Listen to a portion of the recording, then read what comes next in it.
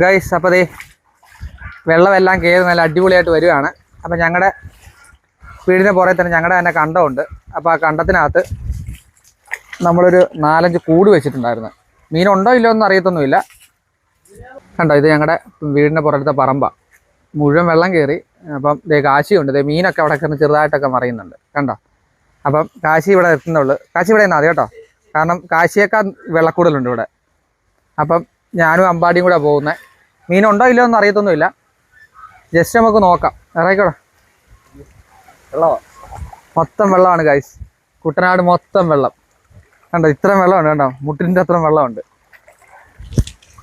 അപ്പം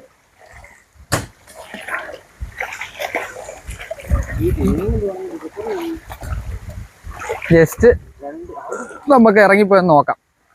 തേങ്ങയൊക്കെ ഞങ്ങളുടെ തെങ്ങേന്ന് വീണ തേങ്ങയൊക്കെ ഒഴുകിപ്പോയതാണ് നേരത്തെ. ഇപ്പോൾ അത് കാറ്റടിച്ച് തിരിച്ച് വരുന്നുണ്ട്.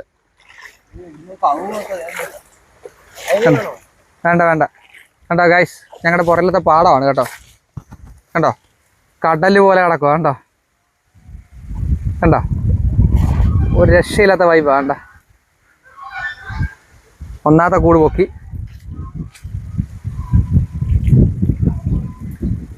എല്ലാം ഉണ്ടോടാ? കാര്യമുണ്ടല്ലേ ഗൈസ്, കാരിയുണ്ട്, ആരകനുണ്ട്. കണ്ടോ. അപ്പോൾ നമുക്ക് ഇനി അടുത്ത് പോക്കാം.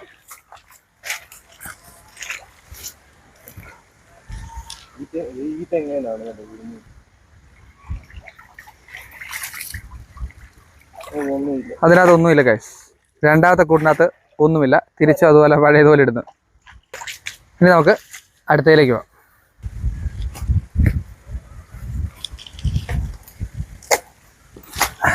ഇത് കൂടില്ലായിരുന്നു.